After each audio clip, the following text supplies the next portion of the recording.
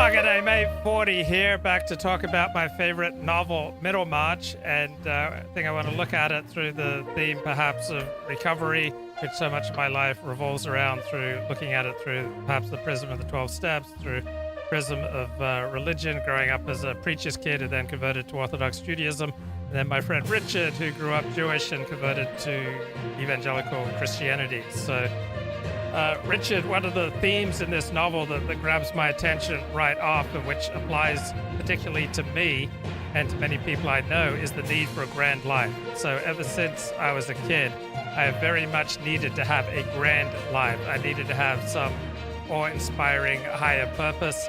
And when I see people like myself, I usually think that the bigger the desire for a grand life, the more intense the need to be a thought leader, the more intense you need for admiration, the deeper and the greater the wound that you're trying to heal through this grandiosity.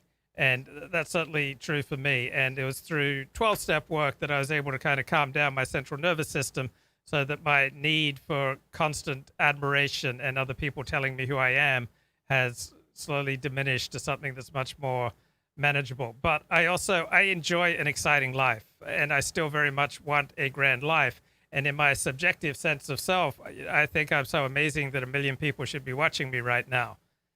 But let's just say that I came to you as my spiritual guide, and I told you, Richard, I'm 54 years of age, and my desire for leading a grand, exciting, dramatic, important life where other people admire me is effectively a 10 out of 10. And my desire for leading a grand life is ruining me.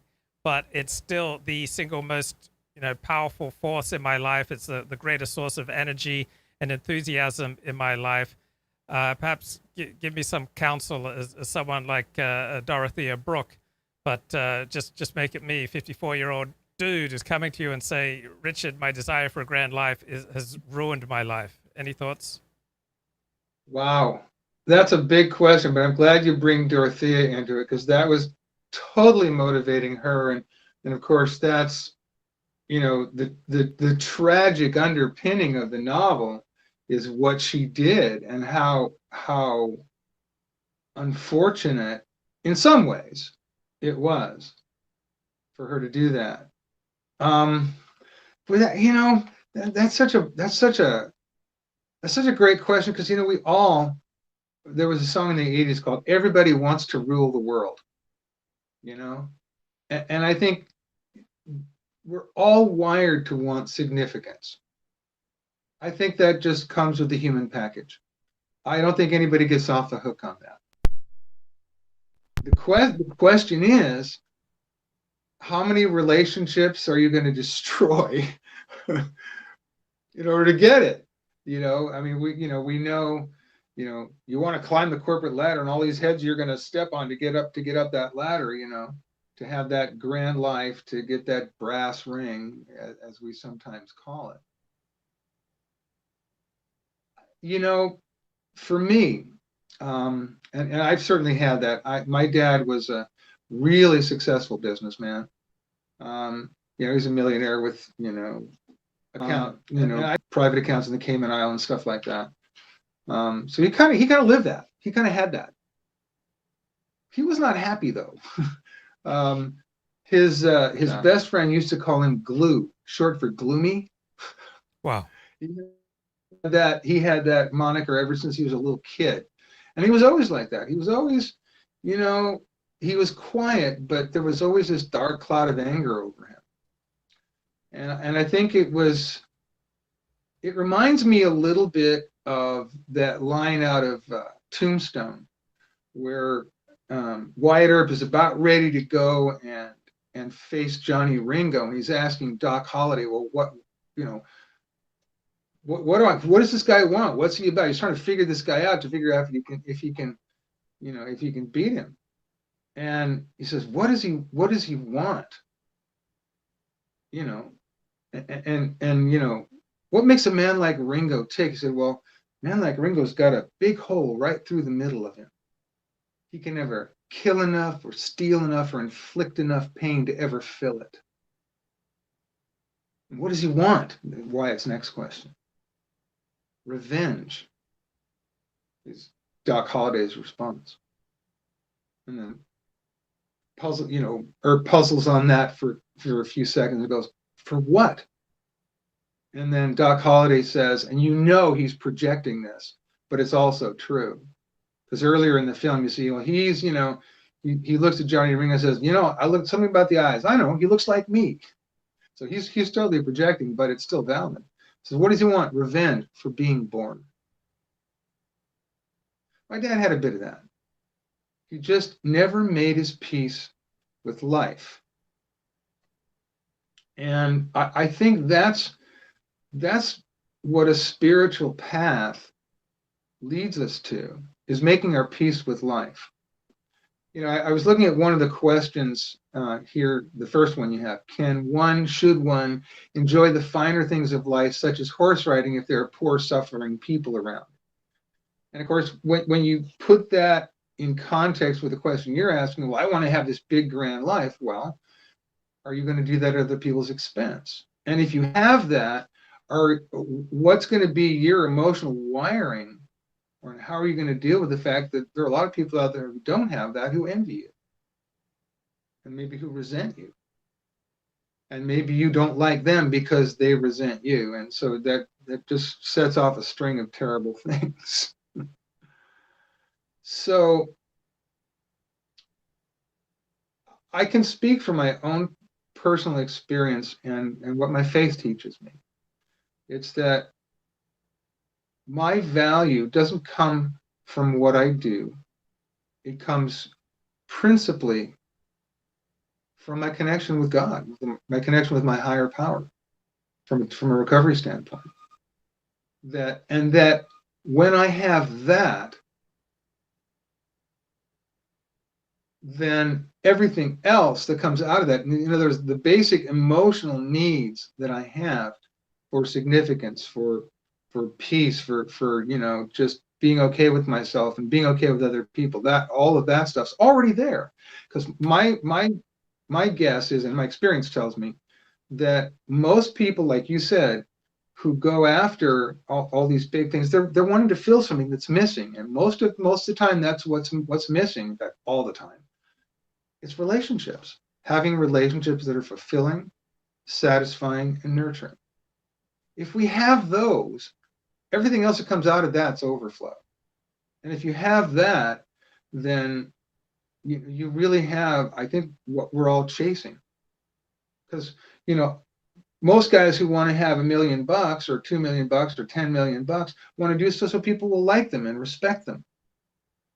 Of course, they may or may not be willing to treat other people with that same kind of respect or that same kind of appreciation. They may just want to use them to get what they want, so that the people they want to like them, will like them. But that's a recipe for misery. And I've seen it over and over again. I know you have too. Well, let me challenge you here.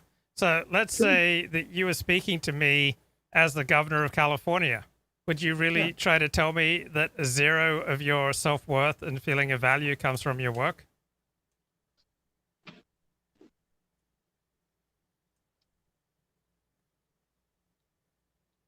I appreciate that question. That's a good question. It's a good way to phrase that. The thing is, am I doing the work in order to get that value, or do I already have a sense of value? Am I expressing it through my work? I think that's a difference, and it may sound like a subtle difference, but I think it's all the difference in the world.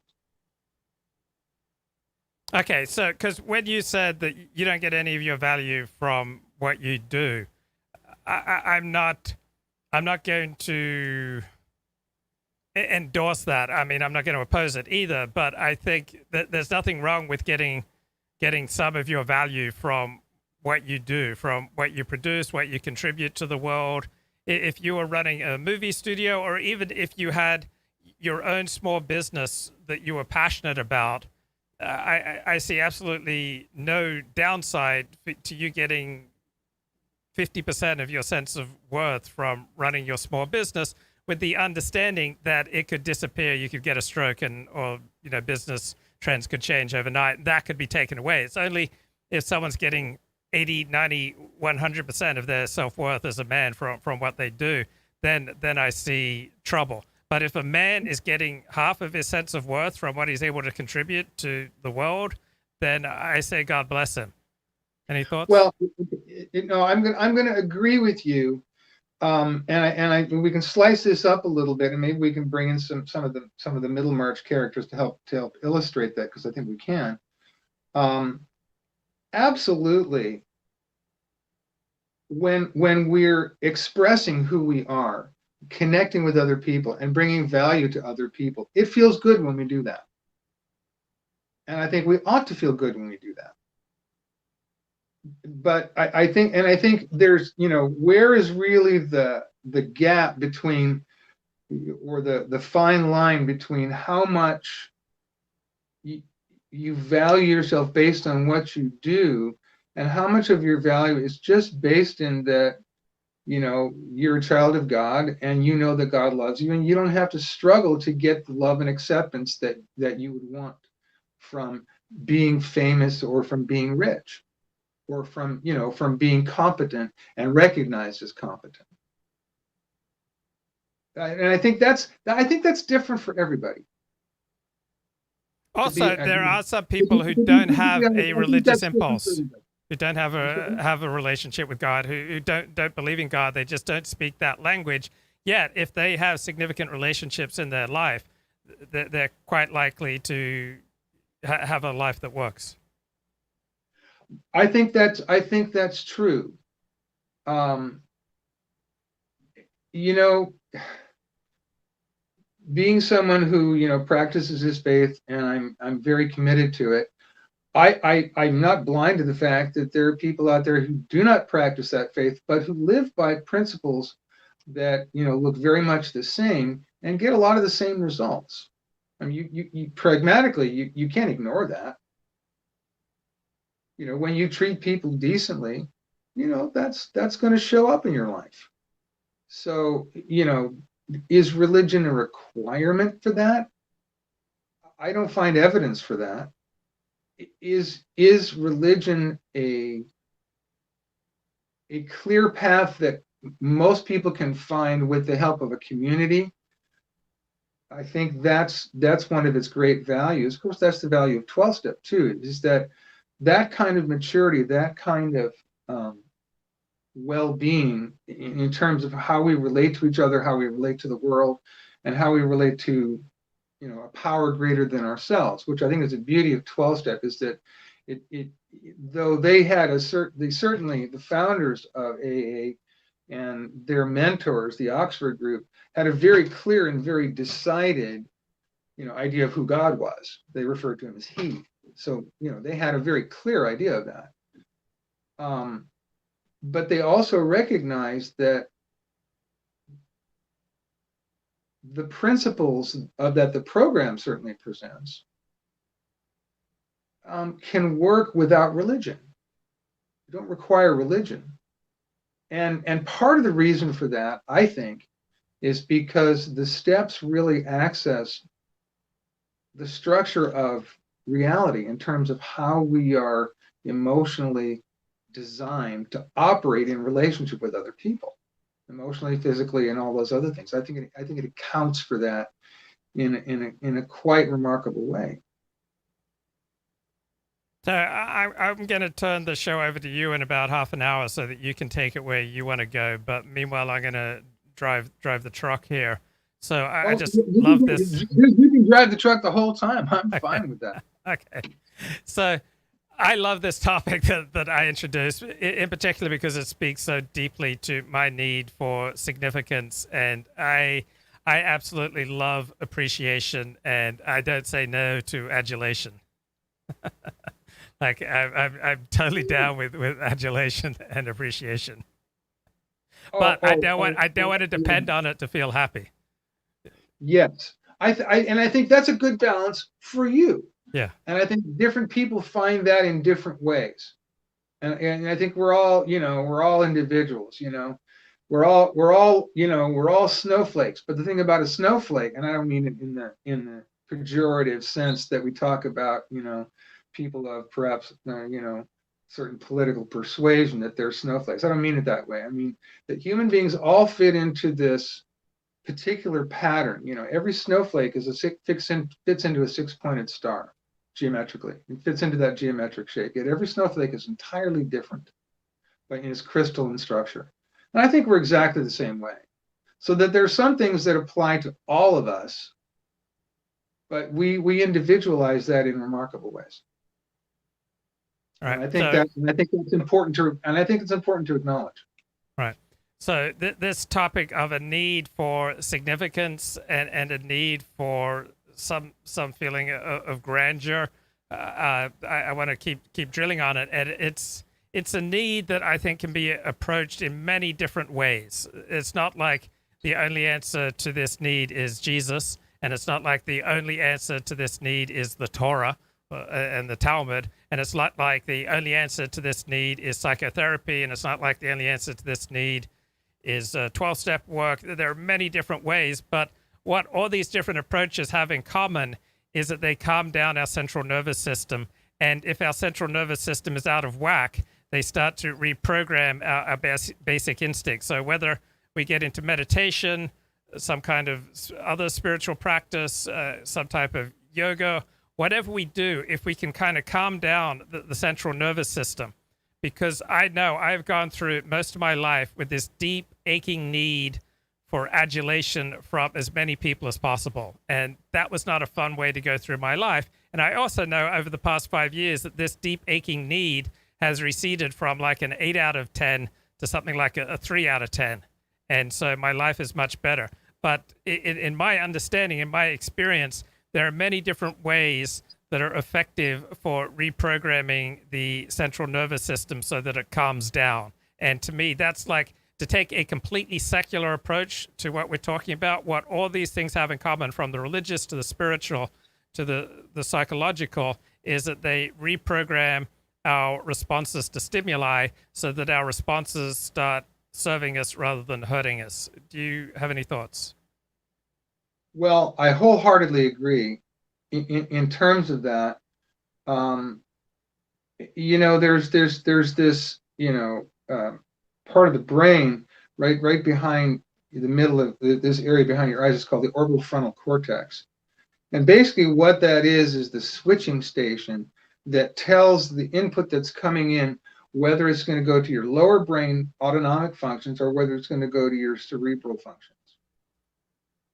And that gets trained. That's directly connected to your amygdala and some other things. I mean, we know that little amygdala it's that little, little search beacon that's going on 24/7 looking for threats. And when it's trained to perceive what a threat is, and we do train it to perceive what a threat is, there are some things that are inherent, like loud noises and bright lights and other things that we just naturally have a reaction to. But in our life experience, we get a lot of things, traumas and so on, that go into that mechanism, and that we respond to things as a threat when in fact they may not be.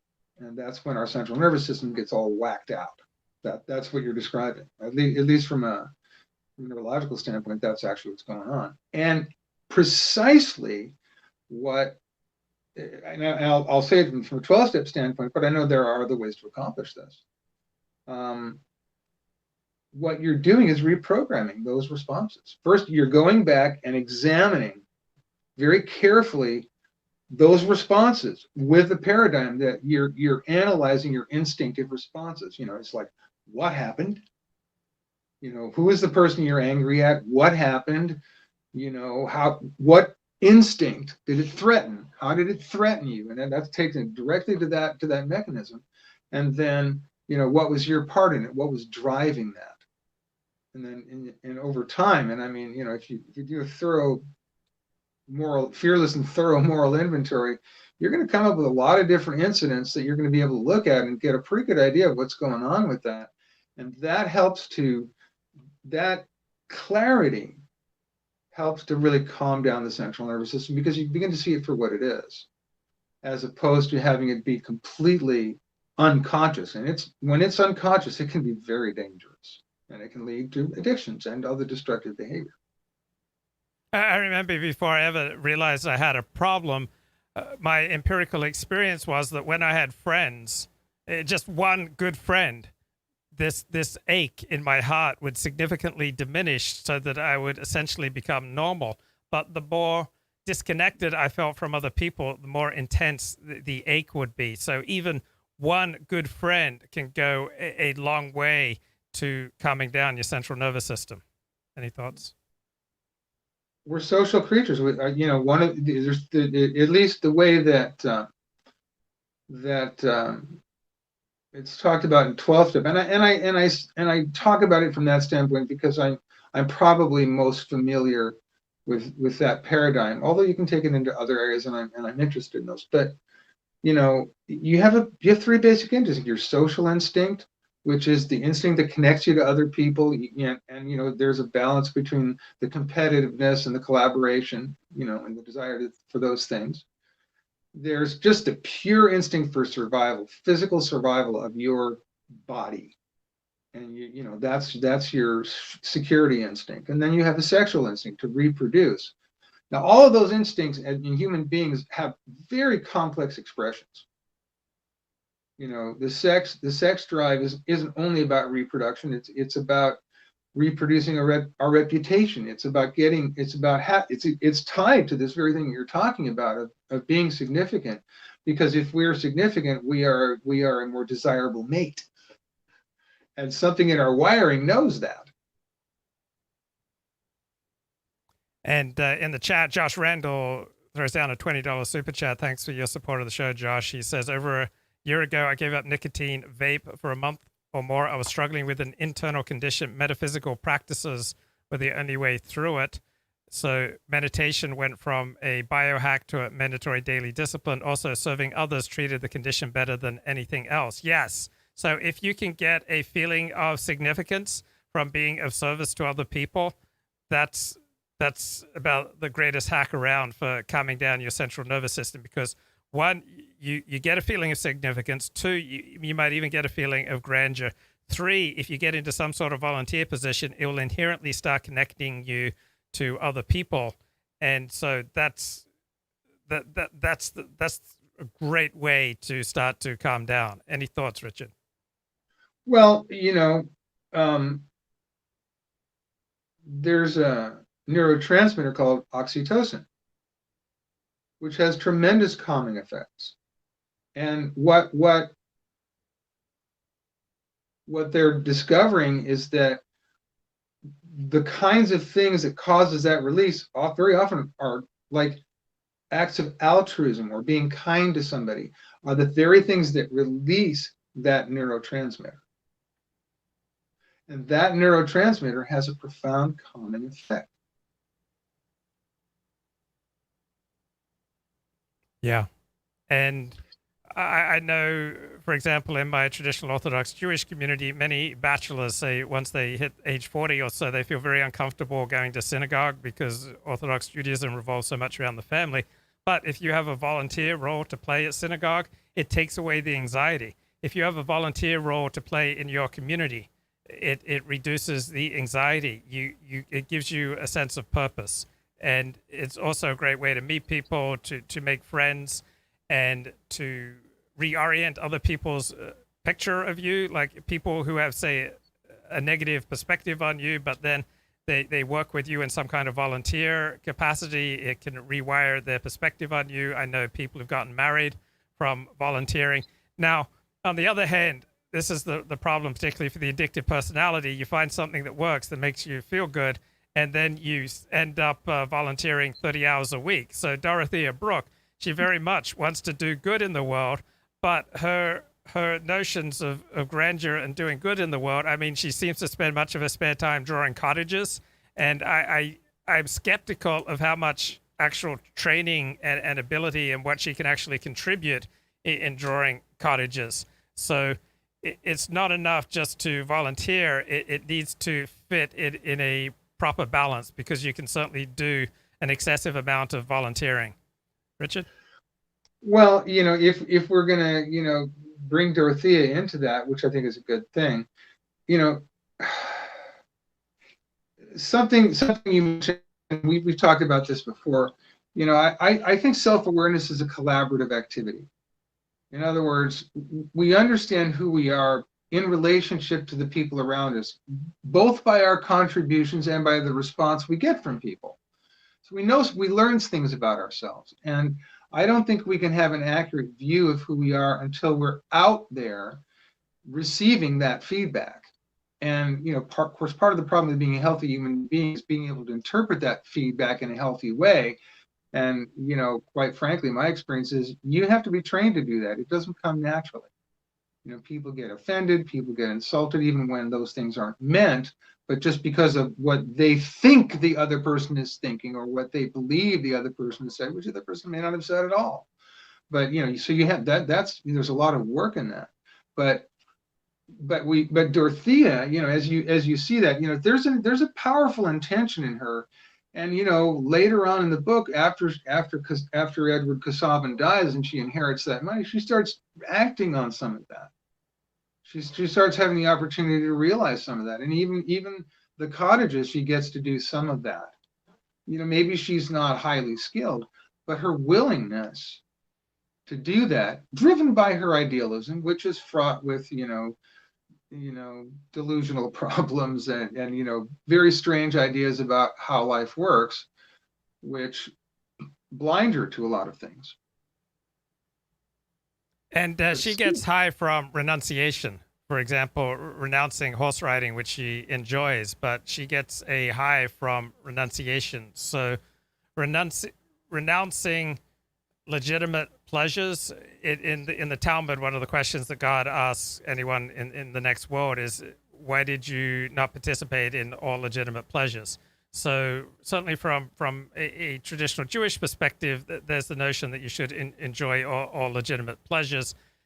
Now, what's your thought on people who get high from renouncing perfectly legitimate pleasures such as horse riding that don't do any harm and even do a person good? Okay, well, I'm gonna just I like the way George Eliot puts it. Writing was an indulgence which she allowed herself in spite of conscientious qualms.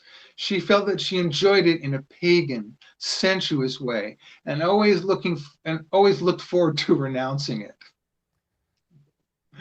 That busted a gut for me, because I mean that she just nailed how she is and how we are. To me,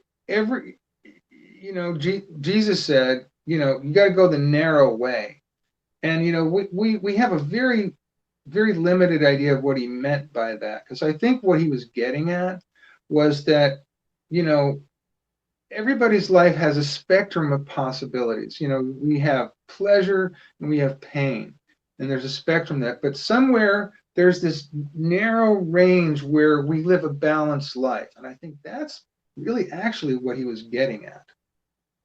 And that many of his teachings point people to how to achieve or how to live in that kind of way and find all the pleasure and all the enjoyment out of it.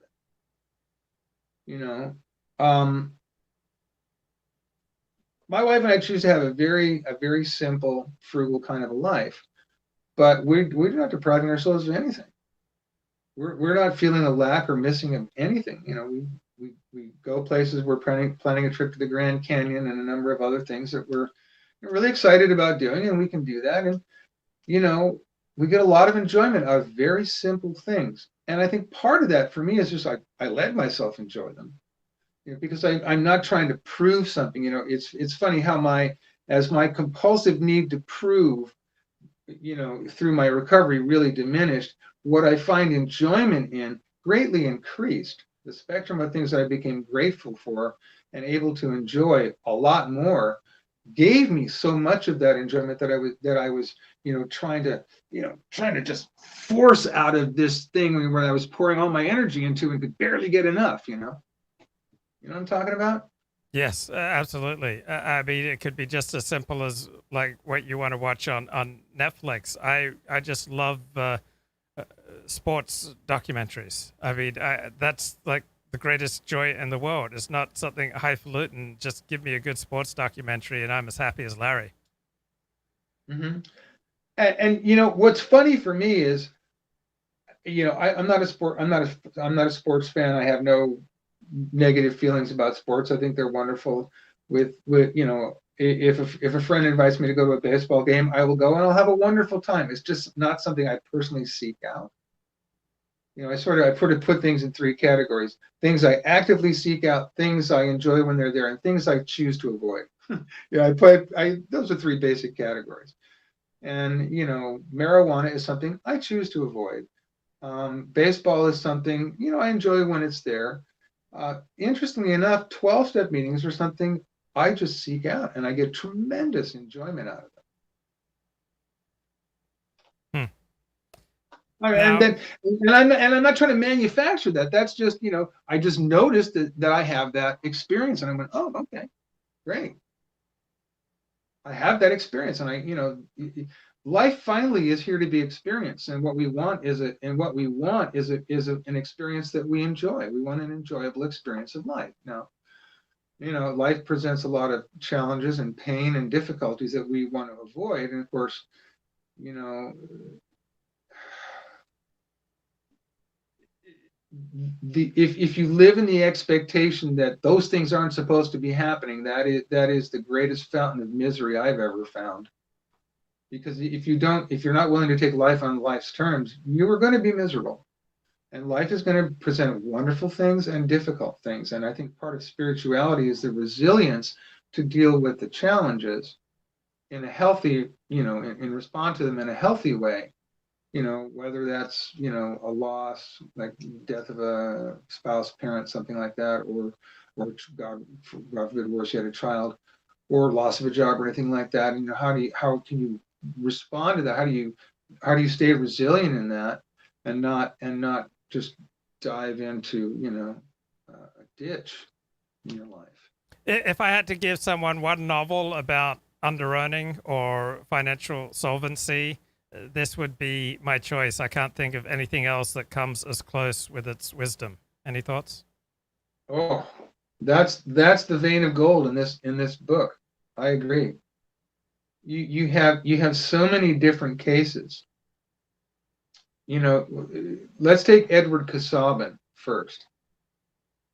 If we want to put the filter of under earning and under being, which means somehow or other you don't live up to your potential, or you choose to hide and not be visible and restrict people from seeing what's really going on with you, boy, he's a classic. Now he inherited the money he has, and it allowed him to sort of live this very rarefied life where he was very self-satisfied, and had this idea that he was doing this wonderful thing, but he never put it out into the world to test it. And whenever anybody like his wife Dorothea sort of said, well, why don't you collect your book and publish it, he was indignant, like, how dare you, and that's classic, because he's living in a delusion. And look at all the unhappiness it created. Unhappiness it created him, because the last days of his life, he was desperate to try to get something out, and then he died before he got a chance to do that. What a horrible thought! I mean, what a really horrible thought. Yeah, and it's true for all of us. I mean, everybody dies disappointed, though it was particularly keen in his case. I heard this great summary of mental health and addiction in a 1998 book by psychoanalysts, a collection of essays called Relational Perspectives on the Body.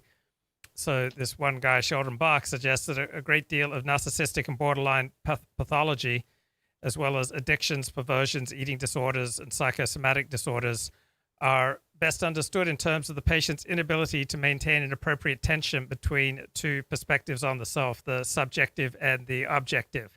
So in my subjective self, that's where I have all my wants, my desires. That's where I get my pleasure, my energy.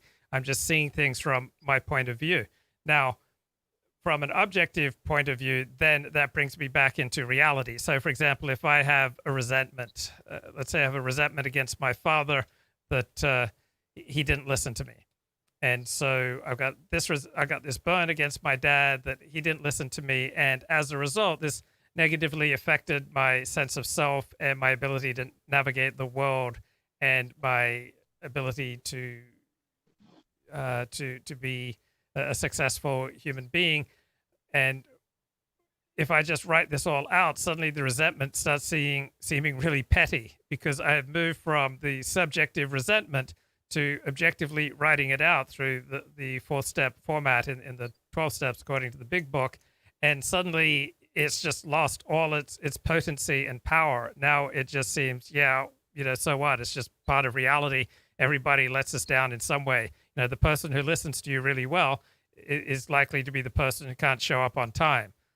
I mean, everyone's got a downside. So this need we have to be able to oscillate between a subjective sense of self and an objective sense of self is essential for mental health and for staying out of addictions, because I would think that almost all addictions spring out of someone who's unable to see things objectively. They just see things from their own, childish, subjective pleasure principle. Any thoughts?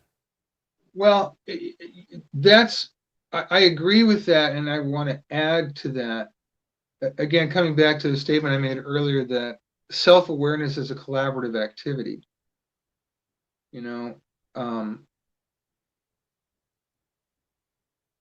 We have an idea of who we'd like to be. And, we're going to go actively out in the world and try to convince other people that we are that. But now let's go back to Middlemarch for a minute. Let's go to Mr. Bulstrode. Okay. Here was a guy who was tortured by his past, but he managed to bury it, with all sorts of,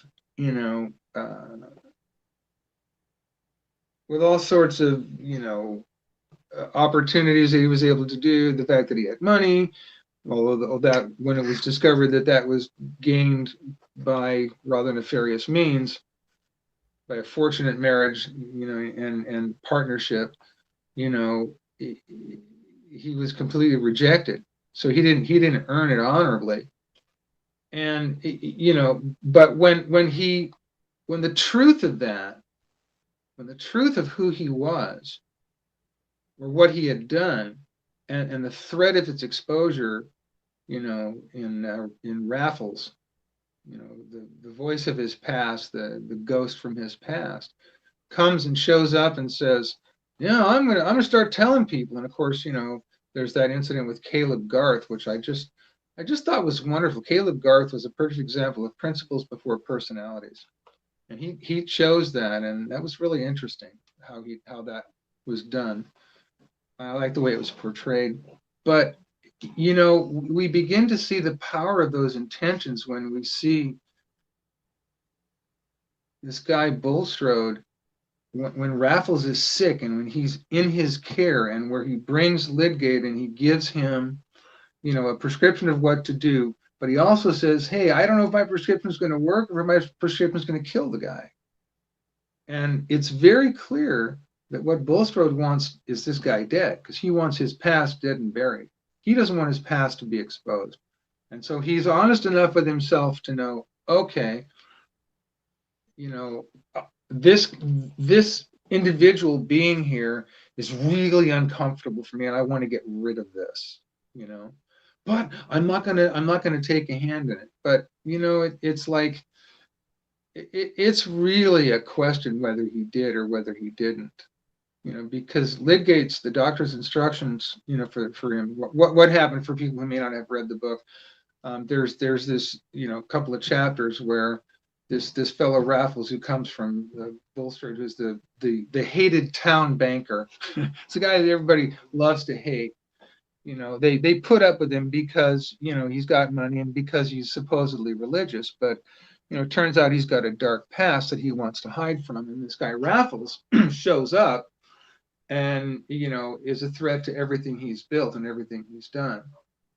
And so he wants to shut this guy up, and when by some chance this guy Raffles gets sick, and it appears it's alcohol poisoning, like delirium tremens, and it happens that he's brought to his property and left there, and so all of a sudden this guy is in his hands. And so he brings the doctor in. The doctor, gives his, Dr. Lydgate his prescription. And there's a lot of story here, so I'm not going to get onto too much of it. But as the patient becomes sicker, one of the doctor's prescriptions is he should have no alcohol. But when Bulstrode's, one of his, his maid comes in and says, "Hey, look, this guy's really freaking out. Can I give him some liquor?" And he says, "Okay." And he rationalizes that, saying, "Well, the doctor wasn't sure whether his treatment would help him or kill him. So he said, I don't know." So that's a really fascinating problem, that when we're confronted by other people who threaten what we want in our life, who threaten what we most value, how do we respond? That tells about who we really are. Yeah, if I had to recommend one book, one novel to teach the basics of morality that most people will encounter, because most people are going to be called upon to risk their lives to save Jews in a genocide. But this book, it seems to me, about the wisest work of fiction in instructing and helping people to understand day-to-day morality. Any thoughts? Well, it does that because it goes into people's heads. It goes into their thought process. It goes deep into their intentions in difficult circumstances. Let's take Fred Vinci, another classic example of someone who's living, in a fantasy. I mean, he believes that he's going to inherit this money from, from this fellow, and he gets into debt, and in fact, the girl he's in love with, Mary Garth, he basically ends up being in a situation where he has to take money that they've saved that would allow their brother to go to school in order to cover his debts, because her father, Caleb Garth, was willing to, co-sign a loan for him. But he said, "Oh, it's going to be fine." He assured him it was going to be great, and it wasn't. See, but that's an immoral act. And I'll see if I can find the quote where it says something about how he really didn't take into account how the effect it would have on the people around him. Let's see.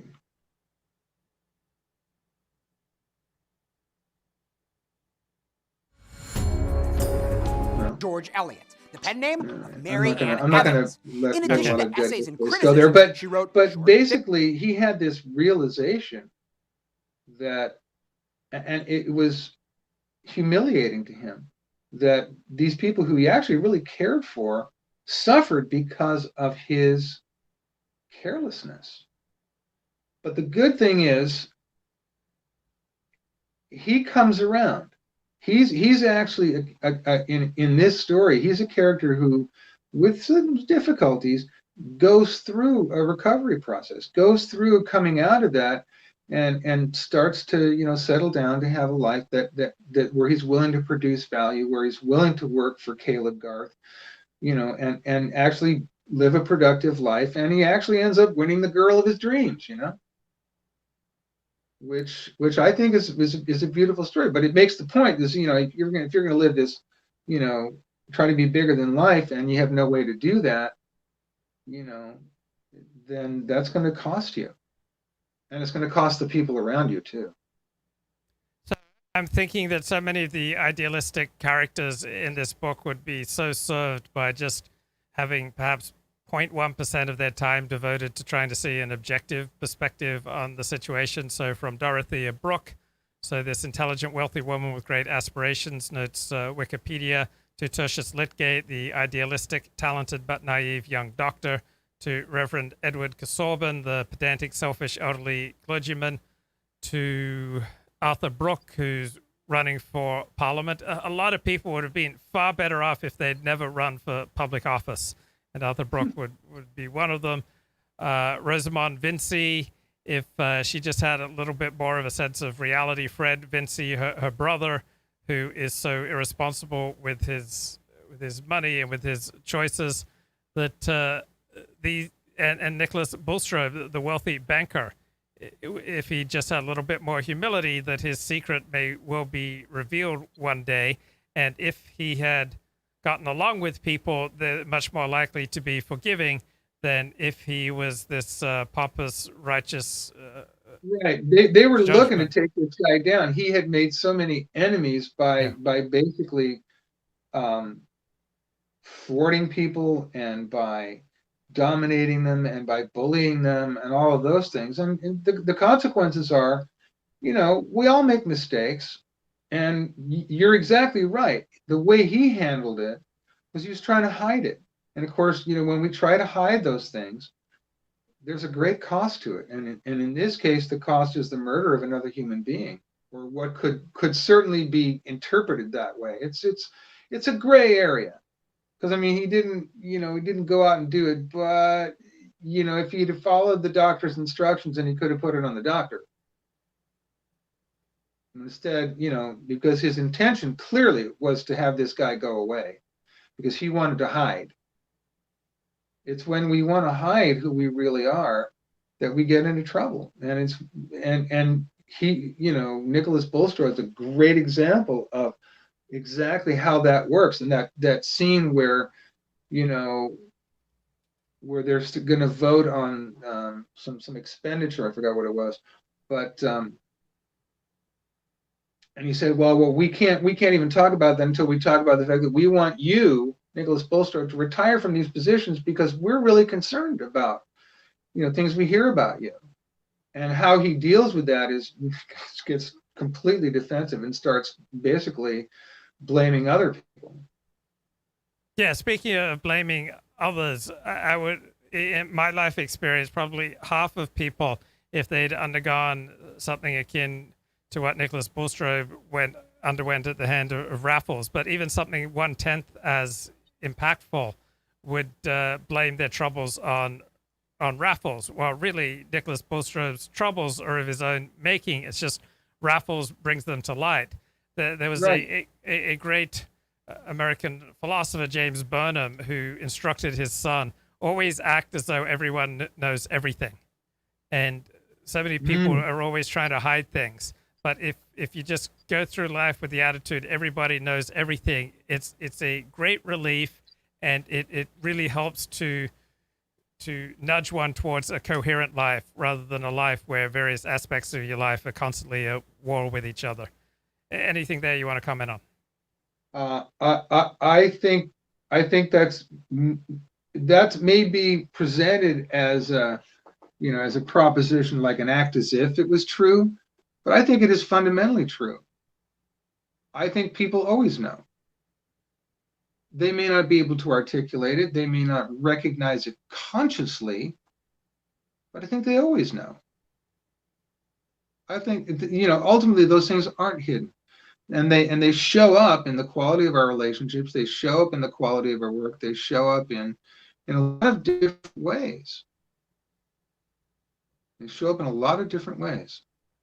So yeah, but just I like slogans, and I know in program we like slogans. That's a great slogan. Always act as if everybody knows, because sooner or later they're gonna, if they don't already.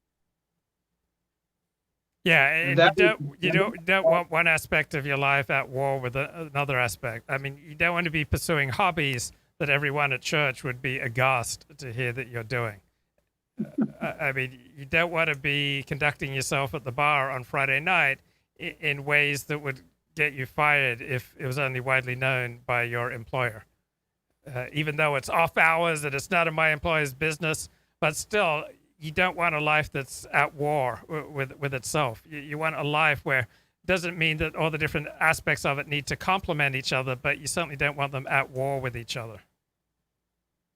Yeah, I'm thinking of that. There was a journalist recently who, was attending a Zoom meeting and decided to also attend a 900 call, and was caught on camera in a very I'm in a very unfortunate, embarrassing state. Yeah. yeah. And it's like, boy, talk about that. That's such a clear example of that. It's like 28 years of his life and career just went down the drain for 10 minutes of enjoyment. Yeah. And then what about the notion that the nature of the human being is if someone brings to light something that you've done, that you then blame them for your troubles rather than taking account of your own role and your own misery. I mean, that's the essence of recovery, is that willingness.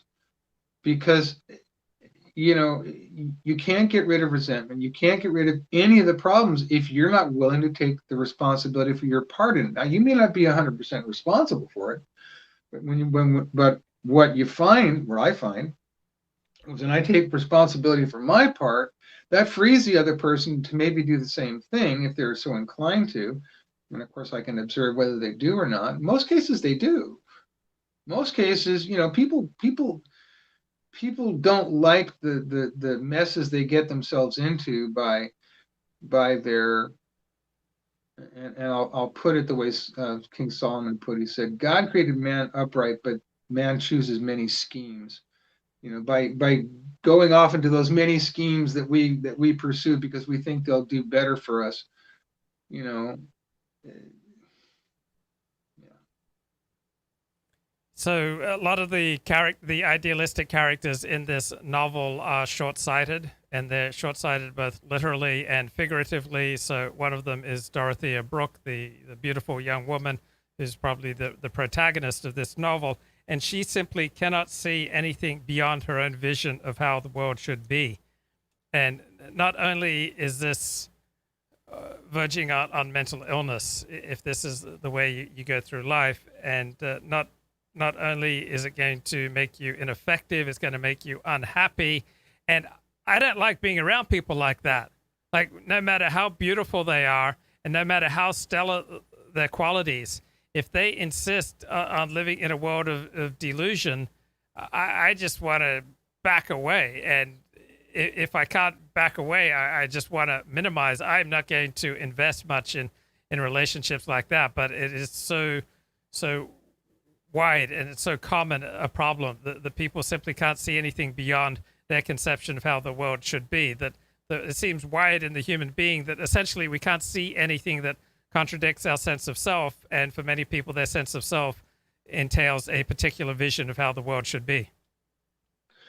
Well, when you start getting into consciousness and how we construct our interpretation of all of the input we get from our senses, from our experience, from the information, the data we take in, the way we're designed is to construct a narrative that explains all that we experience that, and then we have a story about that experience. That's what we do. And to me, spirituality is about getting a sound basis for that interpretation, for those interpretations, that allows you to base it on the reality of both of who you are, who the people around you are, and what the greater reality around you actually is, so that we have a healthier relationship. I like what Celia says to her sister. Well, I'm sorry for Sir James. I thought it right to tell you, because you went on as you always do, never looking just where you are and treading in the wrong place. You always see what nobody else sees. It's impossible to satisfy you, yet you never see what is quite plain. That's your way, Dodo. Yeah. And that captures it right there. It's like, you're living in your own little world, and how about joining the world with the rest of us? But to me, that is the art of living right there, is learning how to do that, is learning how to take what your unique experience is, because there is value in that. You can see that in Dorothea. Part of her idealism does bear some really good fruit in her life, and it's helpful to other people as well. But only when it starts to merge into the way the Big Book puts it, the stream of life, into the reality of the world around her, in a way that's meaningful to them and somehow satisfying to her. When it's just up in your head and you're trying to do this, if you're some college student and you think you're gonna become a 10 million follower uh, you know YouTube sensation. Twitter thought leader, and all your classmates think the same thing. The Pareto principle tells you, well, maybe one of you somewhere might do that, but the likelihood is very small. You have a very small group of people who are going to do that. The rest of you just get, it's the 80-20 rule. And that distribution follows everything in life, everything in life. And people don't want to accept that. Now, Freud had a great insight that's related to this on transference, that we don't tend to see other people as they are. We see them through our own past experience and through our own hostilities, resentments, and fantasies. And this is most dramatically true in falling in love, that you fall in love usually not with the person as she is. You fall in love with your fantasy about who she is. Now, there got to be degrees and levels of this. I mean, surely healthier people are able to see much more of reality, and so not be just continually seeing people through the lens of fantasy and resentment. I would think that if you do a strong spiritual practice where you work through your resentments, your fears, and your just interfering thought patterns, that you have to become much better able to calibrate to the reality of who people are. Because if Dorothea Brooke was able to see Reverend Edward Casaubon for anything close to who he really was, she never would have made this disastrous marriage. If Fred Vinci was able to see his situation relatively close to reality, he would not have made his devastating decisions. If Edward Casaubon had been able to see reality, he wouldn't have wasted his life on an unfinished book. And if Arthur Brooke had been able to see reality, he would have spared himself the humiliation of running for Parliament. So are we fated to only see people through the lens of our resentment, fears, and fantasies, or are we able to calibrate to increasingly see people as they are? I like that word, calibrate. I think that's a really accurate choice of words, because it is a calibration process. And I don't, there are some people who perhaps have a more advanced intuition about that to begin with. Some people who seem to have a higher degree of emotional intelligence, or but I think that's something that has to be cultivated and developed over a long period of time. I don't think for most people that comes naturally. It certainly didn't for me. I mean, I was, when I was Dorothea's age in the book, I was just like her. I was like off in La La Land. I mean, I really was, and I slammed into a lot of walls because of it. So I relate to her in that way. Well, I've never been married. I'm a 54-year-old bachelor, but you've had the experience, I assume, of falling in love, and you've had the experience of a marriage that's lasted over 2 decades. Is there anything that you can talk about in that transition from falling in love with a fantasy to the day in, day out reality of a marriage that lasts more than 10 years, more than 20 years? Well, it's going to be 30 in August. So, now that's a really interesting question, because there's some aspects of it that my wife Mary is a combination of many women in my life. She's like my mom, she's like my dad, she's like my first real girlfriend, and her voice, so interesting. And I've told her this, and this is true. Whenever I used to have my fantasies about a woman, that I would be married to, there was a voice associated with it. My wife has that voice.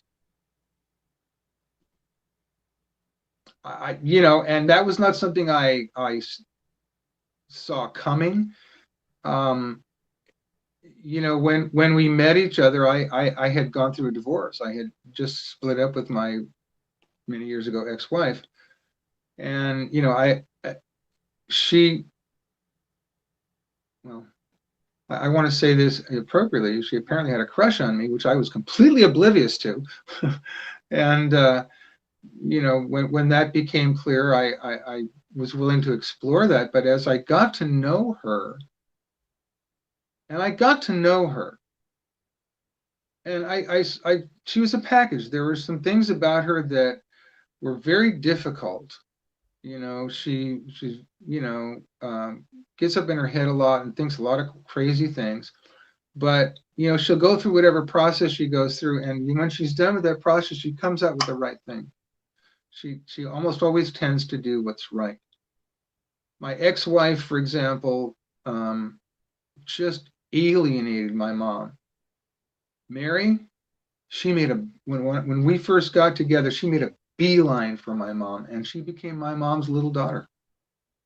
I didn't tell her that. She just did that on her own. And as I looked at these things, so for me, I love her now more than I did when I first met her, by orders of magnitude. And the process of that, I like to call it the nine-legged sack race. What we do with all the different things that we have to deal with, and this messy process of getting along with other people, trying to go through life together, in the race of life, down the field, and we have to put our legs in a sack together and surrender some of our agency, surrender some of our freedom in order to get along with somebody else, and it's uncomfortable and we don't like it. But what's really interesting about that, and I think whenever I talk to people who are thinking about marriage, or people who are just married or anything else, there's two things that I really emphasize. Number one is, in my first marriage, I was focused on what my wife was like, what she was doing for me, and it was never good enough. And I never shrunk from a chance to let her know that. And I was a terrible husband, really terrible husband, because I was so angry and grumbling and ungrateful that I didn't have the wife I thought I should have, or she wasn't doing this right, or she wasn't doing that right. It's like, you want to destroy a relationship, that's how you do it, right there. And the best way to have a good relationship, and I'm talking about a long-term marriage, but this applies to other relationships too, is to, my first concern is the kind of husband I'm being.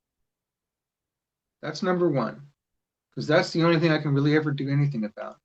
Mary is the way she is. I can't really change her. I can't control her. I didn't cause the way she is. I can't, if she has problems, I can't cure them. She has to come to terms with it. And I can't control it either. I can't control those things. But if I want to love somebody, I make a decision that I'm going to accept those things and deal with my own discomfort. The other thing, and this is, this is one of the 12-step traditions. It's, our leaders have been trusted servants, they do not govern. For our group purposes, there is but one ultimate authority, a loving God as he may express himself in our group conscience. And the way that expresses itself in a relationship like a marriage is to prefer the thing that, after talking it through, bringing all the details out, the thing that you can both look at and go, yep, that's what we're going to do. We have done that from the very beginning. We chose that, and time after time after time, the choice to do that. And it's harder, by the way. That's the hard way. It's very easy to say, hey, I want to do it this way, and try to force it when you get the opportunity.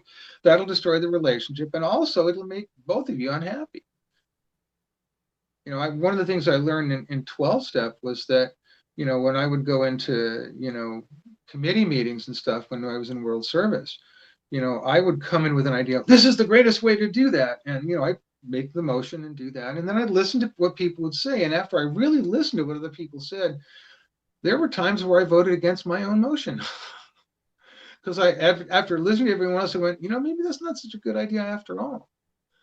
And so I carried that, into my relationship. But we'd always had that idea that this idea of unity, and that doesn't mean unity is not the same as conformity. Most people reject unity because they think it means conformity, and it doesn't.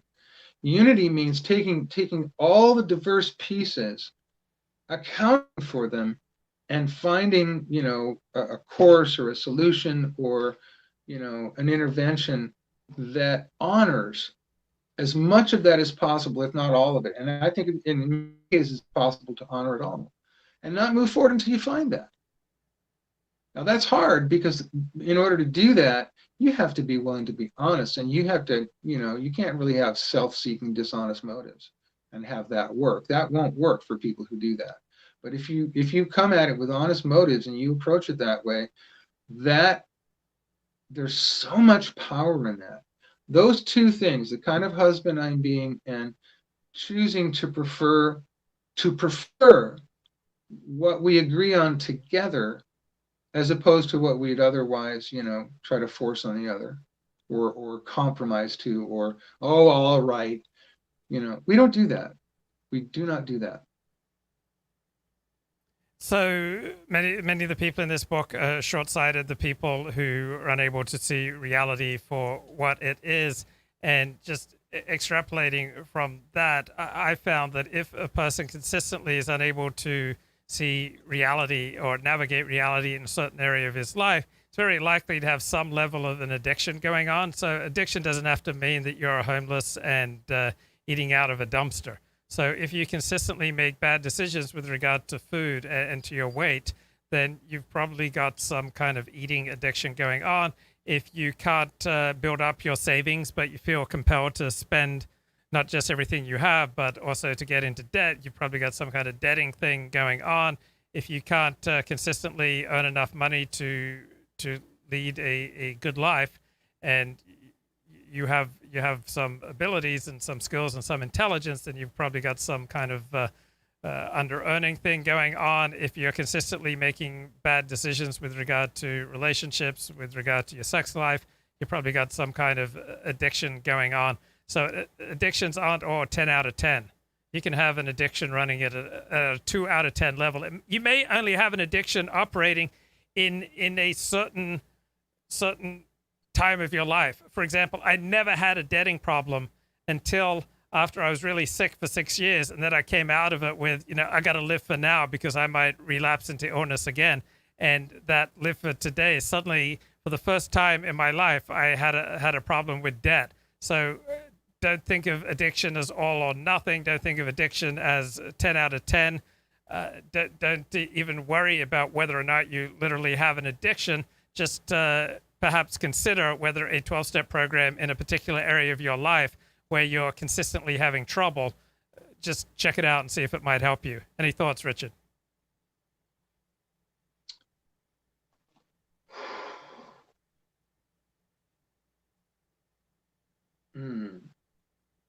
Yeah, I actually have a lot of thoughts about that.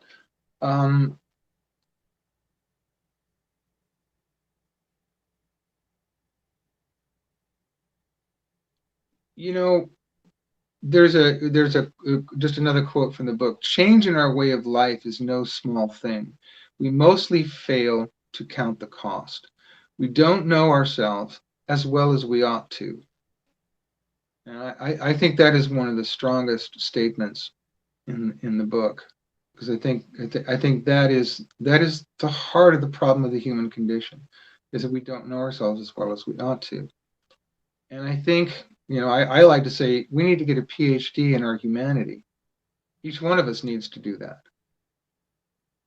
When I look at, I just had a sponsee finish all 12 steps. 4.5 years it took us. He spent 2 years, actually 2.5, in his 4th step inventory. And part of that was because he went in and out. He's like, he would back off, and then, because I had him sign an agreement, he finally came back around and said, okay, I'll keep trying. And I was able to tell him, and his whole life has changed. He went through a lot of unfortunate circumstances. He went through a divorce and some other ugly things. But now he's like, he's living a very balanced, calm, fruitful life. And, he's kind of rebuilding himself. The word addiction is a word that has a lot of baggage in our society. In our society, when you say addict, there's a connotation to that. That connotation is, a bum on Skid Row, or a heroin addict jamming a needle into their arm, or a guy hanging out online watching porn 10 hours a day and ruining his life. When we think about addiction, we think of that. And of course, not most of us who don't do those things aren't going to look at that and go, well, I'm not an addict. So I think, and I know we may have talked about Johann Hari before, but he said, everything you know about addiction is wrong. He's got a great TED talk about it. And I think he hits the nail on the head, that addiction isn't the problem. Disconnection is, disaffiliation is, being out of relationship is the issue. And so addictions are the things that we substitute for healthy interaction and healthy relationships. And that's a very wide spectrum. The far end of that spectrum is the guy jamming a needle into his arm, or drinking 2 bottles of whiskey and passing out, and not being seen or heard from for days. That's the extreme end. But like you were saying, somebody who just is having a recurring pattern of low level destructiveness and disappointment that seems to be mounting because it seems to happen more and more, that costs something. That costs relationships. That can destroy relationships. That can destroy your happiness. That can destroy the experience of life that you might otherwise have. And I in the Christian community, and I don't really count myself an evangelical, because I think that has also a lot of connotations and baggage that I actually reject. I just say that I'm a follower of Jesus. In other words, I want to do it the way he described it. That's a better description of what's important to me. And of course, what that means is, to live by the golden rule. Do unto others as you would have them do unto you. And damn it, if that isn't one of the hardest things in the world to do. It sounds really simple, but it's not easy. And I'm a firm believer that you have to be trained to do that. And I see a lot of people in that community who go, oh, I'm just going to pray and God's going to remove all my problems. Going, you can't pray your way out of something you behave your way into, is really the way that works. Now, there are some situations where I think, you can have this sudden spiritual shift. William James talks about that in the varieties of religious experiences. That stuff does happen. That stuff is real. What the source of it is, how it operates, and all those other things, that's why he was very curious and examined that. And I don't think the jury's, I don't even think the jury's out on that case yet. There's a lot more to be understood around that. And I think that the current trend towards really starting to understand what is human consciousness, I think is a very fascinating domain in science. And I think it's going to yield some interesting fruit. But the bottom line is, I think the time we live in is like, the more we live in cities and are pressed together with a lot of other people, one of the weird things about that is the more pressed together you are with other people, the more you want to create distance between you and them. And that's a problem, because we have to be able to relate to people, but there's this, drive to be separated from them just because there's so much of it coming in. And our psyches are designed to, kind of limit the amount of input and focus only on certain things. And so in order to accommodate that and to integrate all the different input and all the different complexities of the human psyche and how we're built, you have to be willing to spend the time to come to terms with who you are in some form. Now, I happen to, I have chosen the 12 steps, and it is probably one of the most practical, accessible ways to do that. Therapy can work for some people. It didn't work for me, but I know it does work for some people, and that's great. Meditation is very helpful, like you said. There's just a lot of ways to do that, but we're at a time in human history where we all need to do that, and we all need to, get onto ourselves. We all need to really start to understand where we're really coming from. And so that when somebody says something, we don't just get offended. We go, well, why would they even say that? Is there something I need to look at? Are they handing me a gift? Was it Robert Burns who said, no greater gift could God give us than to see ourselves as others see us? I mean, Yeah, you see in this book that many of the most disagreeable characters have the most accurate perceptions of reality.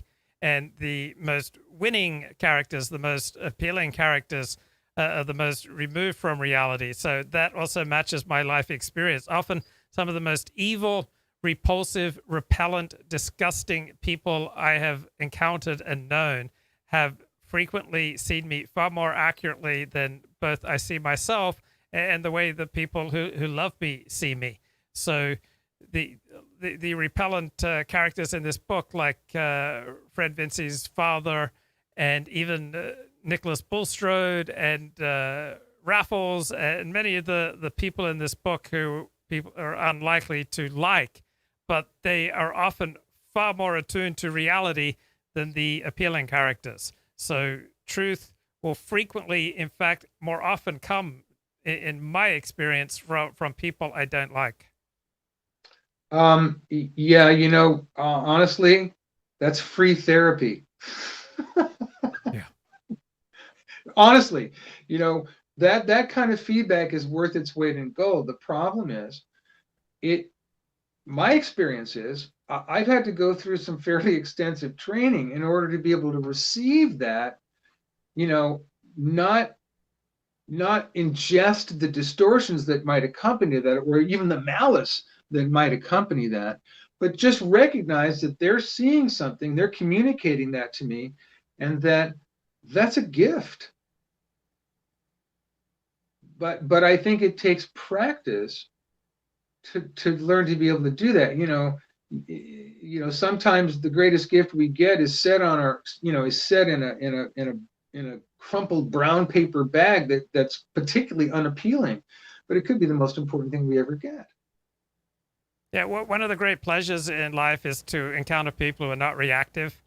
So if one can get to that state where some repellent person makes a incredibly vicious criticism of one, and one just doesn't react and just, I might need to think about that. I mean, that is a beautiful state to aspire to. Yeah. Well, for me, one of the things that helps guide me toward that is I believe all of us are made in the image of God. And what that means is we're all made to be loving, caring, and good. However, we don't see ourselves that way. We don't practice that, and we certainly don't see other people that way. But I think the more that we're able to do that, that's I think in many cases the source of that non-reactiveness, is that we can look at the other person and go, wow, they must be in a lot of pain to say something like that. And is there something I need to take note of at the same time? It's having that kind of mindset that makes that possible, at least for me. Now, I can't answer for other people, but I can answer for me, and that's certainly what does it for me. So I love this book because it reveals me to me. I mean, this is a book that gets down to brass tacks, to what this book reveals the people I know. to me more succinctly than any novel of which I'm aware. This book reveals life to me. This book reveals the daily moral challenges that I face and that the people I know face in a succinct and also entertaining and compelling fashion. This is why I love this book. It just speaks to my soul. It speaks to my brain. Speaks to my emotions. It speaks to my lived experiences. It reveals more depth to both my own experience and to the lives of the people around me. That's why I love this book. You also love this book, but what are your reasons for loving this book? Well, many of them are the same, but I particularly like Georgia Eliot's insight and sense of humor and the way she just describes people. But I actually like the last paragraph of the book because she brings out something that's really important, and this kind of speaks to something that the thing we started on is about significance. Her finely touched spirit had still its fine issues, though they were not widely visible. Her full nature, like the river which Cyrus broke the strength, spent itself in channels which had no great name on the earth. But the effect of her being on those around her was incalculably diffusive. For the growing good of the world is partly dependent on unhistoric acts, and that things are not so ill with you and me as they might have been is half owing to the number who live faithfully a hidden life and rest in unvisited tombs. I love that. Yeah. Because and Caleb Garth is a character who carries that message more than any other individual in the book. That's him. And it says it, he builds stuff that nobody will ever know who built it, but he built it good and it makes a difference in everyone's lives. And, to me, that's a source of value that we have to other people, whether we get recognition for it or not. And I think that's a point she makes, because most of the people who struggle because they want significance. Caleb Garth could care less. And yet, I mean, Caleb, what he wants to do is he wants to do the right thing and do good work and do things in a way that comport with his understanding of how to be a good human being, how to be a mensch, and yet he was almost undone by he devastated his own family because of his callousness in signing a promissory note for Fred Vinci. So being a good person, being a mensch, being a righteous person, being a saint is not going to be enough to successfully navigate life. You can blow things up in your saintliness. No, but here, let's compare Nicholas Bulstrode to Caleb Garth. Caleb Garth tells his wife what happened. He just gives full disclosure. Yeah. Bulstrode never does. But Caleb only tells his wife after the fact, after the damage has already been done. Like it's significant damage. Yes, and the truth is, we all make those kinds of mistakes. And the thing is, when we make those mistakes, and this is back to what you said about taking ownership, this is where that matters. You see, he made a mistake, but he took ownership. Bulstrode made mistakes, he didn't take ownership. And that's the only difference we really can make. We're all going to screw up. We're all going to make bad deals, bad bargains, promises we ought not to have made, or say things we shouldn't have said. It's how we deal with them that ultimately brings about, preserves our relationship or destroys them. And Nicholas Bulstrode is a classic example of trying to keep the truth from everybody, including himself. He prevaricates on whether it's true or not, and look what happens. I mean, this is not necessarily a true story, although there's a lot of George Eliot in this, because she she, married someone that nobody approved of, and she left her family, and for idealistic reasons. I mean, she's Dorothea. She's all these characters in one way or another. Now, Lydgate faces a dilemma fairly early on in the novel that he is to run a charitable hospital dealing with fevers that has been dominantly financially underwritten by Nicholas Bulstrode. The price for maintaining his volunteer position, running this hospital, which is a position of great prestige, is that he has to go along with Bulstrode's choice for the resident clergyman to attend people at this hospital and to go against his own friend. And if I was in Lydgate's position, I'm 80% sure that I would have voted the same way that he did. I would have justified, well, think of all the good that I'm going to be able to do in my position running this organization for fevers. I'm going to be able to help hundreds, even thousands of people. We're going to innovate without research. The benefits of this could go out and save tens of thousands of lives. And I don't like voting against my friend, who I think is quite a capable clergyman, but my friend will understand. And so sometimes you have to accommodate rich people. So I'm pretty sure I would have followed Lydgate in voting against his friend and voting along with what the rich guy wants. How would you have approached that moral dilemma if you're in Lydgate's shoes, Richard? Well, I had something like that happen to me. Some years back, this was back in the 80s. I had a special events planning company, and we had this, one associate. I won't mention her. I'll just mention her first name, Lisa. And she brought us a project. It was a good project. We were doing a fundraiser for the International Missing Children's Foundation, and it was really that event that really was a pivotal event in our growth as a company. It kind of put us on the map, because we pulled off a very difficult event in an incalculably in 5 weeks. Something that normally takes 9 months of planning, we pulled off in 5 weeks, and we got a lot of attention for it. Lisa was a difficult person. There were some issues with her, and we were offered another project by one of the sponsors.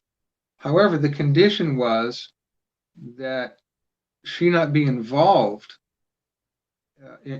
as one of the producers. Now, the way I approached that was, I said, okay, well, they don't want her as a producer, so either we're going to step aside from this and not do that, or find another way. And what we actually did is, because we needed to have sponsorship sales, I offered that to her. I said, look, I'd like to have you be, on the team. Well, that wasn't entirely true, because she was terrible in follow through. She was good on getting people going, but she wasn't good on following things through. And as a producer, you really need to do that. And my other partner was great at it. And neither one of us cared much for Lisa's follow through, but she was really good as a salesperson. She was really good at that. So I said, well, we'll let you do the sales, which actually would have been which would have probably earned her more money than being one of the producers. So, but that ended our friendship. So I did have that, and I think it's a very similar moral dilemma. And what was best for me, but I look back at it and I go, I wish it could have turned out differently. I don't think I made the wrong decision. I actually think I made the right decision. But I wish it could have turned out differently than it did.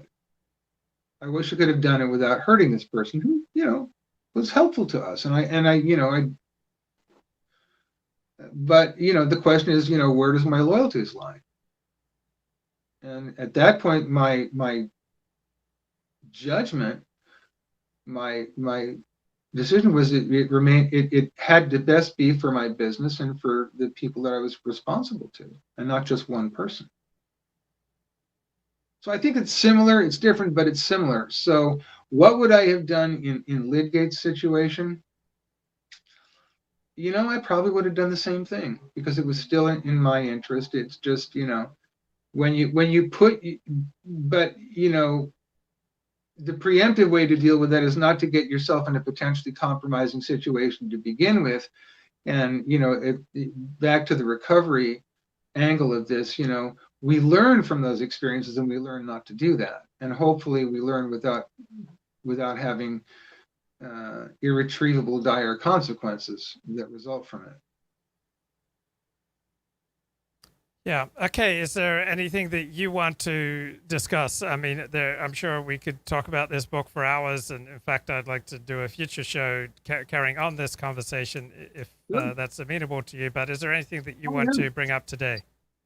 No, I really think, I think I feel really good about this discussion, and I love this book as a springboard. I'm very thankful that you even suggested. I was aware of the book. I had read David Brooks', The Road to Character, and he actually does a long study of George Eliot in her life and how she came to that. So I was already had sort of an awareness and an interest in it, but in the last few years, almost all of my reading has been either trade journals and or nonfiction on certain topics. And so I hadn't read a fiction book in years.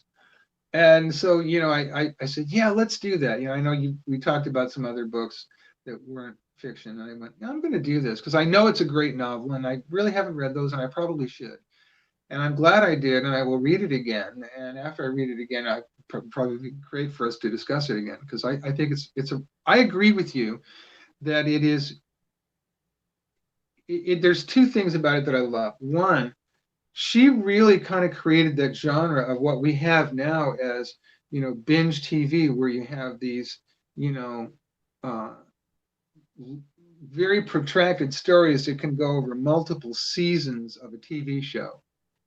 She really kind of established that in that book Middlemarch, and so it's very rich as just an artistic achievement just from that standpoint, but her insight and the humor especially that she brings to that insight is just delightful.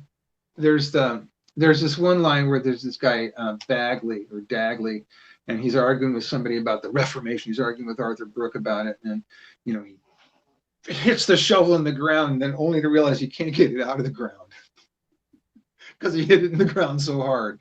Just little things like that are just so delightful and so funny because it just points out, what we're really like, and in a way that if you see yourself like that, maybe you can laugh at a little bit, which is really healthy.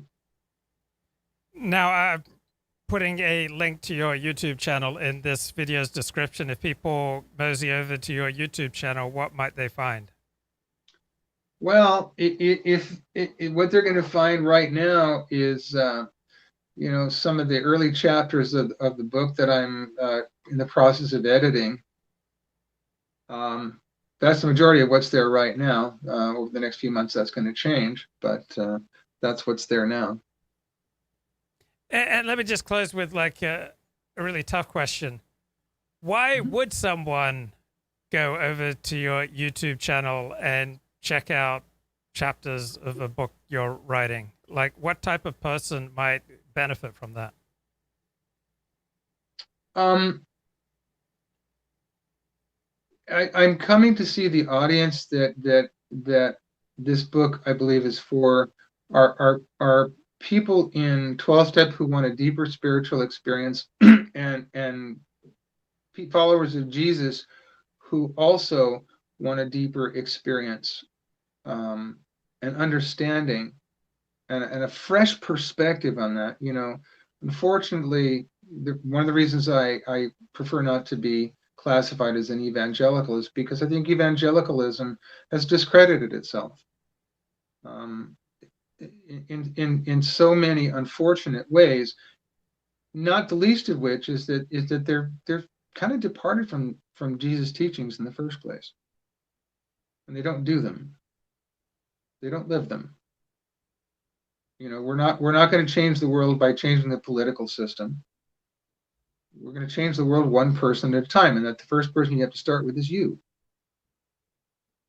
So if that's interesting to somebody, if they realize that, or if they have questions about that, that's probably an interesting place to explore some of the thoughts there. Okay, great. Good to talk to you, Richard. I'm going to carry on with a solo stream, so I will talk to you another time, my friend. All right, I look forward to it, and thank you for the invitation, and just thank you for the good work you do, friend. I really appreciate it. Thank you. Thanks, Richard. Okay, All thanks right. for being in my life. Take care. Okay, great. So yes, I'm a huge fan of the novel Middlemarch because it just reveals me to me. I read that book and I see myself in so many of the characters. I see myself as Dorothea Brooks because I'm beautiful. I've got a great figure. I've got a magnetic personality. I've got all these hopes and dreams. I want a life of great spiritual depth and great intellectual achievement. And I love to help other people, and I love to draw cottages in my spare time. So I also see myself as Edward Casaubon because I'm old. I'm a bachelor. I yearn for some pretty young idealistic woman to come along and to become my companion. And I also can very easily tend to pomposity.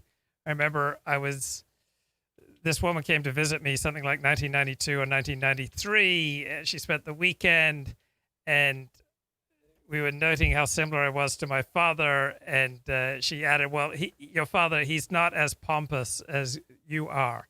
So, yeah, I very, very easily tend to an Edward Casaubon level of pomposity, and also Edward Casaubon levels of delusion about my own abilities. So Casaubon, the Reverend, in this novel Middlemarch, he's devoting himself to a great work, the essence, the origin of all mythologies. And so much of my own life has just been devoted to delusions, where I think that I can contribute something only because I simply don't know the work that other people have done.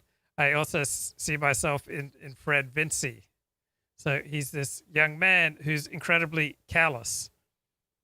And I've been incredibly careless with other people's feelings, with causing aggravation and hurt to other people. I've just been intent on going for what I want without being in reality. So it's kind of a painful resemblance to to Fred Vinci. So his family hopes he will advance socially by becoming a clergyman.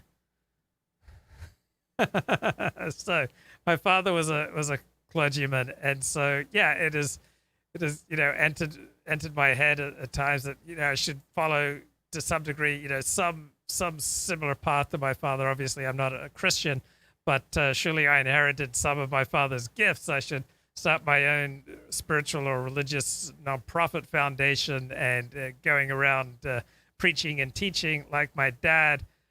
So yeah, I'm a little bit like Fred Vinci, like trying to use nonprofit clergy type status to advance my own social status. I'm a lot like Tertius Lydgate, the idealistic, talented but naive young doctor who's relatively poor, who hopes to make big advances in the world through his research, but I could very well see myself ending up in an unhappy marriage with some pretty face. Who else do I remind myself of? Arthur Brooke. So the oft-befuddled, none too clever uncle of Dorothy and Celia Brooke has a reputation as the worst landlord in the county, but wants to stand for Parliament on a reform platform. So someone with a great overestimation of his own abilities, who often thinks, oh, I should run for Congress. Ouch. And then I remind myself, Rosamund Vinci, vain, beautiful, and shallow, Rosamund has a high opinion of her own charms and a low opinion of the society around her. She marries because she thinks it will raise her social standing and keep her comfortable. And when her husband meets financial difficulties, she thwarts his efforts to economize, seeing such sacrifices as beneath her and insulting.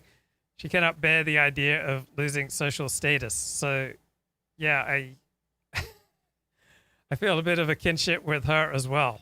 And so the people I meet inside myself, they're just reflected back to me in the pages of Middlemarch by George Eliot. Here's a little bit of an analysis. Fiction, poetry, and 7 novels, but Middlemarch is considered her masterpiece. The novel begins with a wise, empathetic, clear-sighted, third-person omniscient narrator who introduces the action of the story and its meaning, and the characters who propel it. Dorothea Brooke, the primary protagonist, is an ardent and religious young woman who aspires to lead an epic life. Intelligent and beautiful, she's... That's me, intelligent and beautiful, and desirous of leading an epic life. Like, I'm very desirous of leading an epic life, and I'm leading an epic life on YouTube.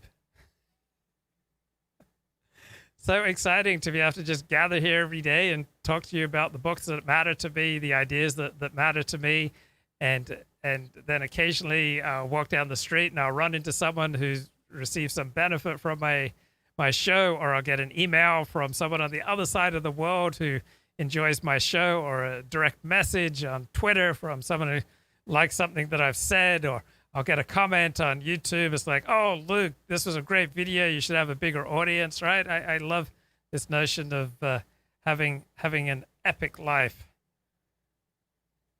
Another thing I love about this book is how it points out that there's no necessary connection between religiosity and being decent. So I'm a convert to Orthodox Judaism, and I went into my conversion to Judaism with the notion that observance of Jewish law, practicing Judaism, would make people finer people. And sometimes it does work out that way, but there is no inherent connection between Jewish religiosity and probably even Christian or Islamic religiosity and being a decent person, being a kind person, being a pleasant person, being an honest person. There's no connection. My brother is such a better man than I am. My brother is so much more of an adult. He's married. He's got kids. He's an upstanding member of his community. He has not directed any porn films. My brother, the resolute atheist, my brother does not have a religious or spiritual bone in his body, and yet I can go on YouTube and I can blather about God and spirituality all day long. And let me tell you, my brother is a more responsible, more honest, more forthright, and just overall a finer person than I am, my brother, the atheist. So one of the things that I've learned as I've grown older, there's no inherent connection between belief in God and anything. Like, some people who believe in God are decent, and some people who believe in God are indecent. There's no connection between people who go to church and those who don't, and any level of ethical behavior. There's no connection between how observant you are of Jewish law and how honest you are. If there is a connection in some areas, it's in a negative direction. That there's an unfortunate element of a part of traditional Orthodox Jewish life where the more devoted you are to Torah, the less likely you are to treat, say, non-Jews with respect and good ethics and to obey the laws of the land. So that was one of the disappointments to me in my journey to Judaism, that while on the one hand, the most impressive people I knew overwhelmingly were Orthodox Jews, on the other hand, I saw so many examples of people who were highly observant of Jewish law, and they were just ridiculous people. They were dishonest. They were ganefs. They were thieves. They were thoroughly disreputable. They were patronizing prostitutes, and yet they had all this outward observance of Jewish law. So that's another great point from this novel, Middlemarch, making the point that a lot of people might be religious or they might be secular, and either way, if someone's a believer in God or an atheist, if they're religious or secular, it doesn't tell you anything about whether they're going to be decent, kind, upstanding. I love, this is, the book's called Middlemarch, and it's about a mythical town in the middle of England, and its subtitle is a study of provincial life. And it nails it, that there is a certain quality to provincial life, just as there are certain qualities to cosmopolitan life. So people in Middlemarch are very proud that there are aspects of their community that they think may possibly live up to the very best of what's going on in London, but they're continually comparing themselves to the big city. Just as I noticed in Northern California, people walk around with this kind of chip on their shoulder against Southern California, of constantly comparing Southern California to Northern California and how Northern California is superior. So this is just part of the human condition, this geographic supremacy.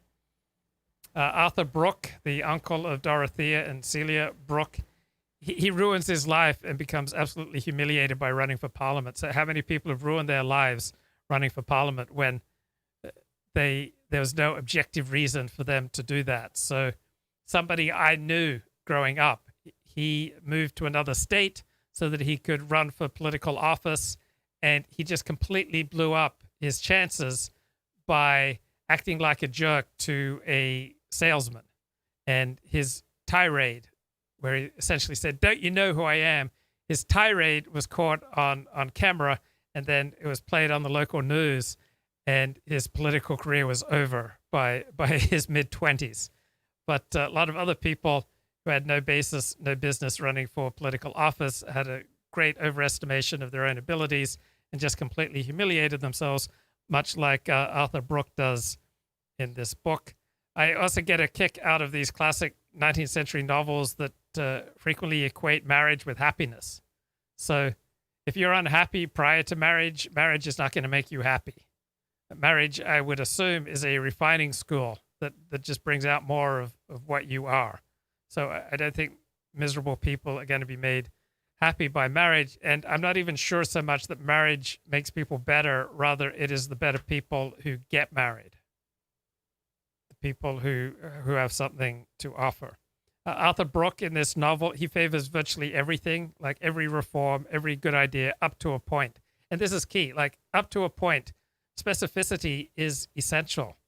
Like limits are essential. Right now, we are in a liminal space. We're in a space between living under the threat of the COVID pandemic and freedom from COVID. We're kind of right in that intermediate step where we're no longer threatened, most of us, by COVID, yet we're not fully living life normally. So everything is up to a point. We don't yet have total freedom, but specificity is everything. So percentages matter, whether it's 3% or 30%. How much you take of a medication and when you take it makes a great deal of difference. So Fred Vincy tells Mary Garth, who he loves, Fred Vincy is the dissolute young man, "Well, I'm not fit to be a poor man. I should not have made a bad fellow if I had been rich." So many of us, our character defects aren't as glaringly brought into display unless we're thrust into particular situations such as poverty. And he tells Mary, you would have done your duty in that state of life. Oh, this is Mary. This is Mary responding to him, laughing. "You would have done your duty in that state of life to which it has not pleased God to call you." So I think that's fairly common. Many of us think, oh, I would have done my duty in that state of life to which it has not pleased God to call me.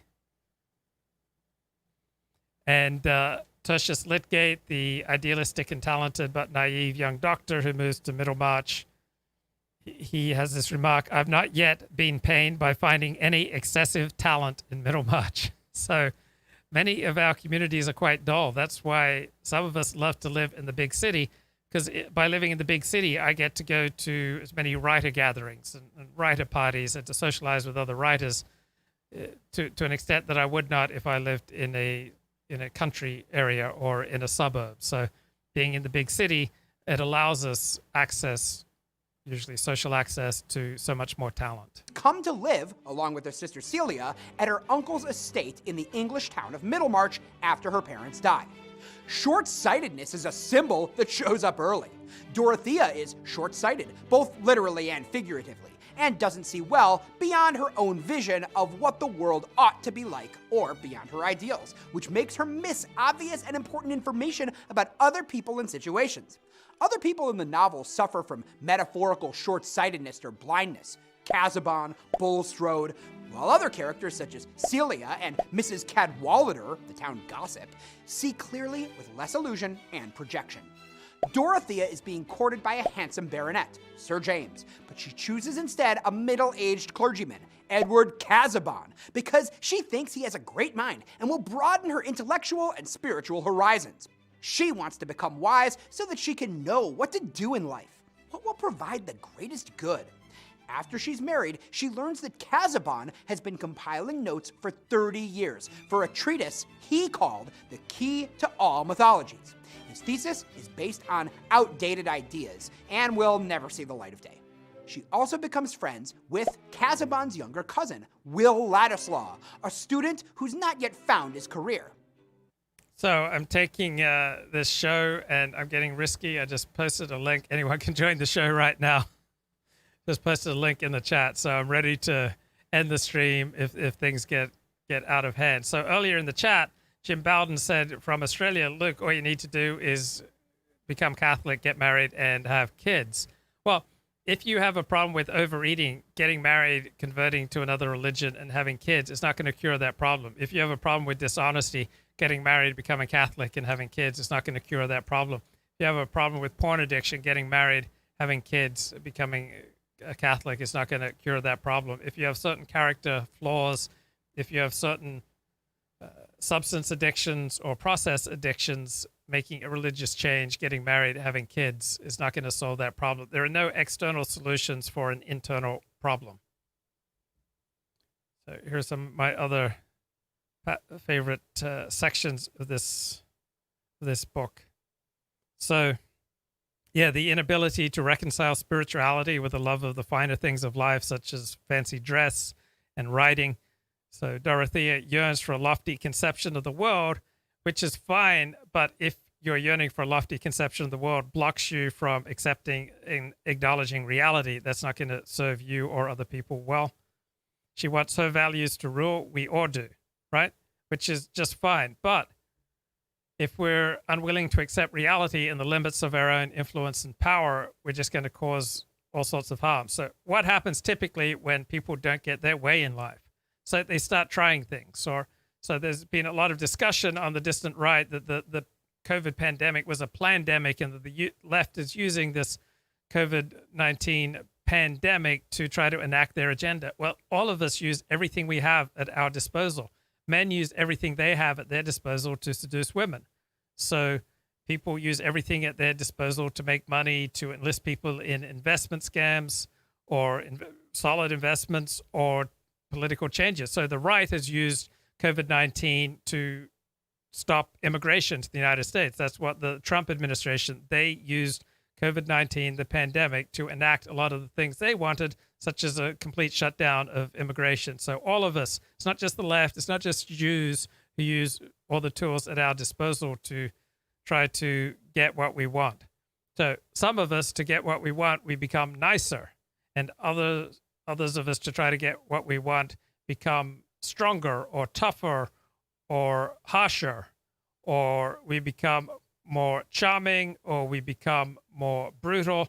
We will try everything, every tool at our disposal to try to get what we want. So these techniques of manipulation are not just something that other people do. It's not just something the Jews do. It's not just something that the left does. We all tend to use everything at our disposal to try to get the things that we want. At her new home, she discovers an important symbol, a portrait of Julia Casaubon. It's immediately connected in Dorothea's mind to Will Ladislaw, since he looks like her. Julia was Will's grandmother, who, along with her children, was disinherited from the family for marrying a poor non-English man, Mr. Ladislaw. Initially, Julia represents for her the difficulties of marriage. Dorothea identifies with Julia as someone who married against the wishes of her relatives and who paid a price for it. Much later, the portrait comes to represent the absent Will, with whom Dorothea has fallen in love. Here, Ladislaw soon falls in love with Dorothea, and he's content to worship her from afar. Casaubon becomes So Dorothea is idealistic, but she lacks common sense and she won't see reality for what it is. So a lot of people who are not idealistic but see reality for what it is and have some common sense are going to do a lot more good in the world than those who have the most wonderful motivations but refuse to accept reality. And Dr. Tertius Lydgate, he's happy to volunteer at the hospital for free because his wants are meager, but then he falls in love, right? So he's unable to accept the reality. Once he falls in love with Celia and marries her, then once you get that bigger life, you're going to have to support a wife. You're going to have to earn more money or things are going to go to hell. So one of the big downsides to having a larger life, being more social, getting out there, is you're going to be exposed to more temptation, more opportunity to make a fool of yourself. You're going to have more of your own desires ignited and perhaps more of your yearnings activated. And these things can be challenging to control if you don't have some spiritual balance. So for people whose internal yearnings are so strong or might be just activated, lit up by leading a larger life, that's the reason they have fears of leading a larger life, because they don't know what frightening urges may be unleashed if they just get exposed to more of life. And so they react to that by trying to have as small and humble a life as possible to try to tamp down their yearnings. The pompous Reverend Edward Casaubon says he has no time for modern literature. He spends too much time with the dead. But it sounds wonderful and very impressive. But he's completely deluded. So the more visible you are, the more you live life with other people. If you're in the middle of the pack, less likely you are to be delusional and deluded, because you're going to have to constantly be interacting with other people. And if you're full of it, other people will inevitably call you on it, or you will just experience humiliation after humiliation when you refuse to accept life on life's terms. So that's the great thing about being around other people, as opposed to leading a largely solitary life. And it's a great thing for me just doing this show. I put ideas and thoughts and experiences out there, and then I get back feedback. Some of it can be pretty brutal, but it helps nudge me towards reality. Extremely jealous. Dorothea is not aware of Ladislaw's feelings or the intensity of her husband's dislike for his cousin. Her life with Casaubon becomes more and more stifling. After an emotional scene with Dorothea, Casaubon has a heart attack. Not long after, he dies, having left a codicil to his will saying that if Dorothea ever marries Ladislaw, she will lose Casaubon's wealth and estate. Worth noting here is the symbol of the pier glass. The pier glass, or large mirror, mentioned in chapter 27, is an important symbol in the way in which an ego organizes unconnected events and random experiences into a coherent story or likely narrative. Okay, I think that's going to do it for today. So I strongly recommend this George Eliot novel written in 1870 by George Eliot.